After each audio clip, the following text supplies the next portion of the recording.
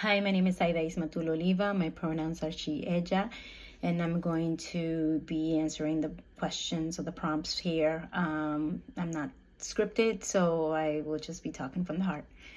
What dreams or visions do you hold for your community for the next 5-10 years? Community here, I'm describing it as the chicas we serve here at Chica Project. I hope that we are able to increase our capacity so that we have a bigger reach in Boston and beyond.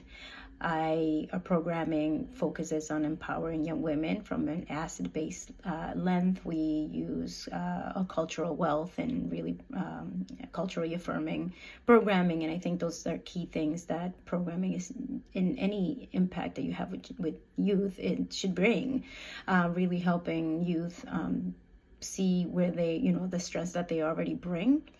And one of the biggest things that I think I would love to be able to do more of is increasing their civic engagement and knowledge.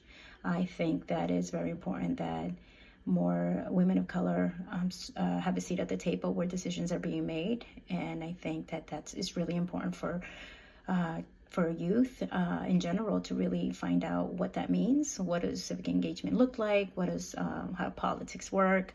How do we have a seat at the table that has decision power, but also learning how to get involved in your community, how to create change locally, how to organize for your community. I think those are all key things that we already do in a Chica Project, but I really hope that in 5-10 years we're doing more of, and that our programming at that level has increased, and so that more youth are feeling empowered and know what their voice can do for their communities and for change. How do you see yourself contributing to collective power in your community? I think I already started to getting to that a little bit. I live in Chelsea, and I've been here for a long time, and I'm very involved locally because I do see the power of the local impact that you can have for, organizing, getting to be among groups of people that have the same interest. And I think that collective power does look like that. Collective power is when we bring our different talents and voices together so that we can organize and create change. Sometimes I always think it's like, you start small and then get bigger, right? So with our youth at Chica Project, by planting the seed of what civic engagement looks like, I really think that is a move towards building the leadership that we need and that is representative and reflective of us and our needs. So I really hope that, collective power is something that we all really focus on as it is necessary. And again, I hope that I not only continue to do that work here locally in my community as I am already involved. I serve in the Chelsea Women's Commission, but also bring in those ideas and thoughts and into our programming at Chica Project. What is one important lesson you've learned in your leadership journey? I've been in the field for 20 plus years, but one of the things that's been prominent is that, leadership is not stagnant. Leadership has to evolve. Times are evolving. And I think that's something that I've been thinking a lot about lately, that how do I adapt my leadership to meet the moment and the needs so that, we continue to have the impact that we need. And that's something I'm really interested in investing. What is one important lesson you've learned?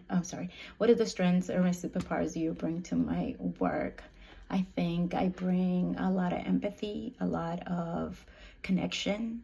I feel that one of my superpowers that everything that has made me, all the adversities that I've faced that also have I've turned them into my superpower. I'm a Latina, I am a woman.